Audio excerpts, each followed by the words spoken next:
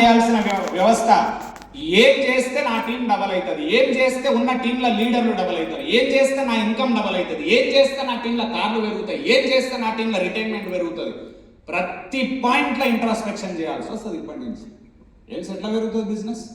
మీకు ఒక కిటుకు చెప్తున్నా, నా బిజినెస్ గురించి నేను రోజు ట్రైనింగ్లు చేస్తా. ఉన్నాయి 30 రోజులు, దగ్గర 15 రోజులు చేసుకుంటా. తర్వాత ఎక్కువ చేస్తే గొంతు వర్కౌట్ కాదు, చేయకుండా పైసలు రావు. ఇప్పుడు ఎట్లా పెంచాలి నేను? ఎనీ బిజినెస్ ఒక టైం దగ్గరకు వచ్చి బ్లాక్లో పడిపోతుంది, సంపాదన పెరగదు. అక్కడ లీడర్షిప్ తెలివి వస్తుంది టోటల్గా. నువ్వు అక్కడ కూర్చొని ఆలోచించి ఏం చేయాలి నెక్స్ట్ స్టెప్ ఇక్కడ, so that I can double my income అని చెప్పి కూర్చున్న రోజు చిన్న చిన్న చిన్న చిన్న పాయింటర్స్ దొరుకుతాయి. ఆ పాయింటర్స్ పట్టుకొని మార్కెట్ ఆపర్చునిటీస్, థ్రెట్స్, అసలు నాకున్న పాజిటివ్స్ ఏంటి, నాకున్న నెగిటివ్స్ ఏంటి, యాజ్ ఆఫ్ టుడే ఎక్కడ టైం వేస్ట్ చేస్తున్నా, ఎక్కడ టైం ఇన్వెస్ట్ చేయాల్సి ఉంటే. లాస్ట్ మంత్ లో 2 టీం మెంబర్స్ వెళ్ళిపోయినరు.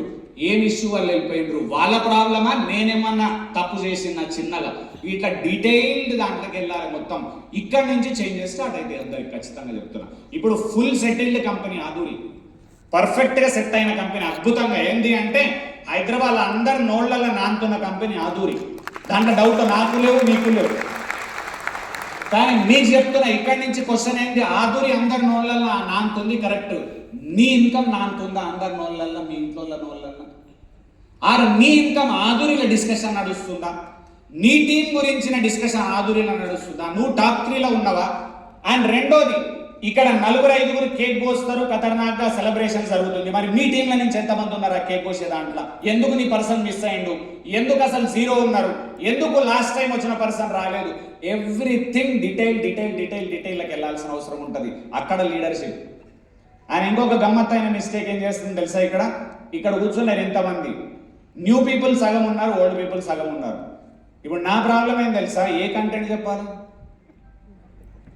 కొత్తోళ్ళ కంటెంట్ చెప్పింది ఏమన్నా అనుకో, పాతోళ్ళు ఏమంటారు, సేమ్ కంటెంట్ చెప్పింది సారు అంటారు. పాతోళ్ళ కంటెంట్ చెప్పినాం అనుకో, అసలు యాక్చువల్ మీటింగ్ ఆబ్జెక్టివే చెడిపోతుంది.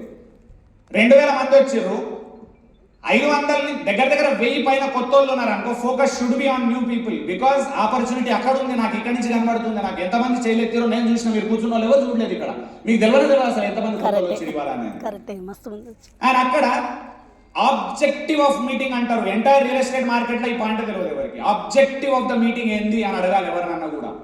కొత్త పీపుల్ వచ్చిండ్రా, లీడర్స్ కూర్చున్నారా? అప్పుడు ఆబ్జెక్టివ్ ఆఫ్ ద మీటింగ్ కొత్త వాళ్ళకి చెప్పానా, లీడర్స్కి చెప్పానా?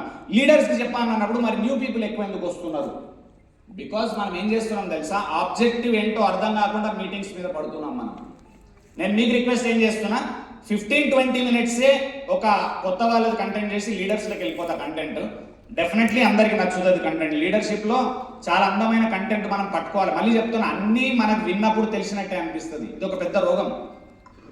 వినంగానే బ్రెయిన్ ఏమంటుంది తెలుసా, నాకు తెలిసింది అనగానే మళ్ళా